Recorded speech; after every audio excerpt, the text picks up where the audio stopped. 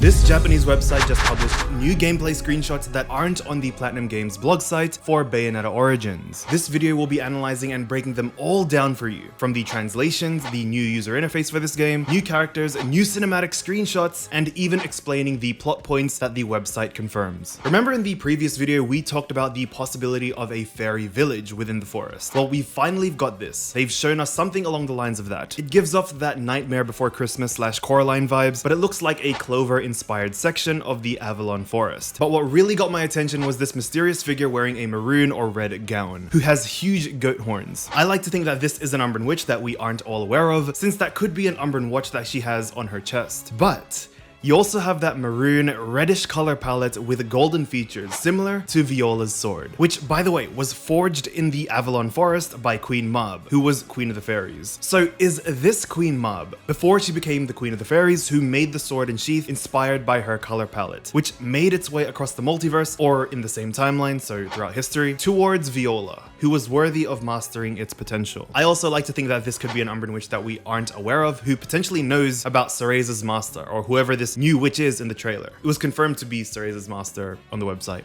too. I'm just tying these similarities together, but Queen Mab is referenced in Shakespeare's Romeo and Juliet, regarded as the Queen of the Fairies in that story's lore. So that's a cool little inspiration for you all out there. Oh, then I see Queen Mab hath been with you. She is the fairies' midwife. Moving on, there is an official design of Cereza holding her version of Cheshire. Now, my friend Krelian suggested that Cheshire dolls could be used as vessels for actual demons and are sort of like training wheels for young witches, which I think is a pretty cute idea. But this is actually supported where the website states that a demon possesses the stuffed Cheshire toy that she is carrying, so props to you, man, for predicting something so similar. You also see her expressions, and this is another reason why I think this isn't Brave Cereza, who I felt was more of a smile through the pain and whatever happens kind of variant throughout her whole life, after being empowered by Bayonetta 1 Bayonetta. But this one, who I think is still Origin Cereza for now, really screams the fairy timeline or another timeline out there with an Avalon Forest. Even confirming her in the caption where she's said to be a little timid and shy, which is honestly the complete opposite of Brave Cereza. Now, below is a huge plot point. Cereza is drawn to the Avalon Forest to gain a certain power to save her imprisoned mother. So it's confirmed that Rosa is not in the forest and is in prison. Cereza's blindly going off with what that young kid or young boy offered her with. So it looks like the beginning plot will go along the lines of Cereza comprehends the state of Rosa and feels the need to help her. She feels weak about her powers, she cries and meets the boy, then sneaks away into the Avalon Forest, breaking her master's orders. There's new screenshots of Cereza with her activated Cheshire doll early on in the series, with even some white rabbits shown here, a little Alice in Wonderland reference. You have a snippet of Cereza's encounter with different Twilight beasts, potentially a small cutscene to that encounter before Cheshire activates or comes out. The rough translation through Google is I've been setting it for a dish for a while. I think it got lost in Google Translate, but I feel like Cheshire is just hungry in this scene.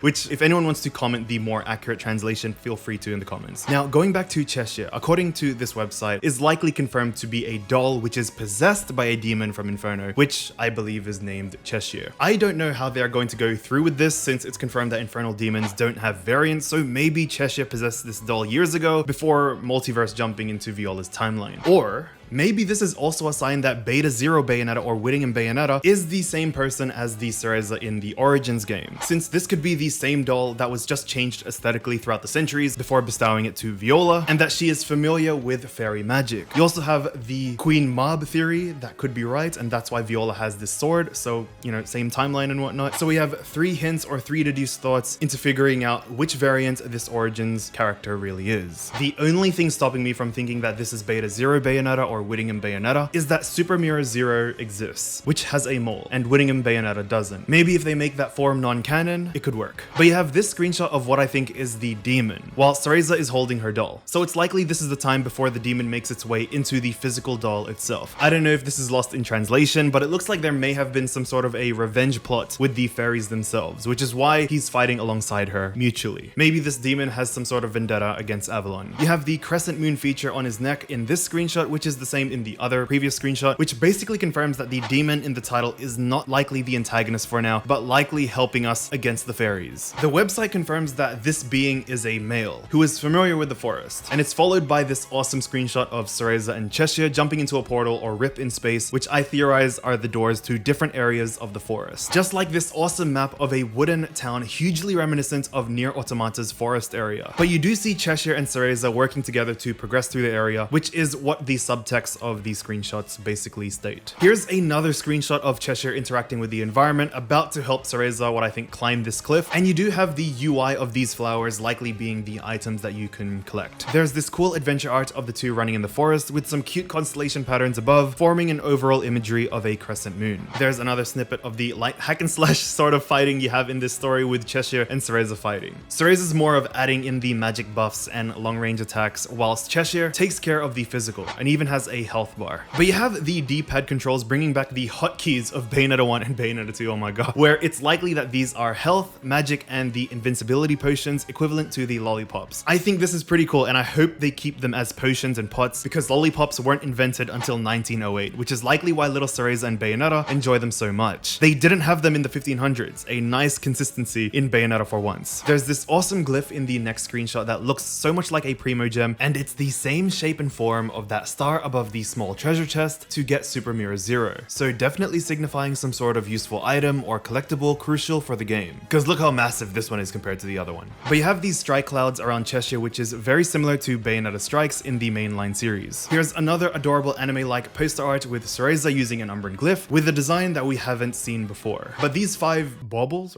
I don't know, but these 5 circle thingies really remind me of the elements that this Lumen Sage, who I think is Boulder, taught Cereza. So maybe we are going to see some elemental manipulation with this Cereza, which is quite cute. Oh wait, now that I've rewatched it, this person is not Boulder, like how we said a month ago, but the boy in the end credits and trailer due to the pants, the puffy sleeves, and literally granting Cereza elemental powers. So it's quite different seeing that this variant of Cereza required a jump start from a fairy in order to kick off her Umbran arts. Moving on, one of my favorite parts of this website, there is an awesome cinematic screenshot of what I think is the narrator. Not shown in the trailer, but you have this epic clue of these glasses, which I initially thought were the same ones as Super Mirror Zero, but they are a different color and have different kind of frames. There is a clover with hearts on it, or a flower with hearts on it on the frame, so I'm thinking it is an Umbran Witch that we haven't seen yet, or maybe even a Lumen Sage. And that made me think, what if it is Boulder before he got his monocle, who is reading this to us in Origins? But realistically, I'm leaning so much towards it being someone native to the Avalon Forest, like Queen Mab, or another fairy being. I hope at the end of this game they reveal who was really narrating this whole time, which might even blow our minds. Bruh, who knows, maybe it's Loki all grown up and foreseeing the events of chaos. What do you think, Mark? I think in a universe as so special as Bayonetta, I think anything is possible, so I think... Nah, never mind, I've shown that way too many times. Wishful thinking, but if they want to chuck a Ruby Salem thing here, shout out to Musa, shout out to Ghost Cat, it'd be epic to see if this narrator is connected to the antagonist of the next mainline Bayonetta games that either main Bayonetta or Viola will eventually fight. But you do have petals and more jewelry of the same imagery, which kind of reminds me of Jean or Jean's mother, or maybe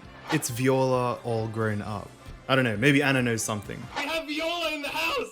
Viola's here, what's going on? Moving on, there is another angle of Cheshire saying that he'll eat them all together when translated, which is quite cool, having an even more advanced Twilight Beast in the same angle at the end of Viola's fight with Strider. But you have this screenshot of the demon likely before it possesses the doll saying that something is crispy, which I think is one of the fairies that it killed. Click here to see the next Bayonetta 3 breakdown videos. I'm rockin', and never get disheartened.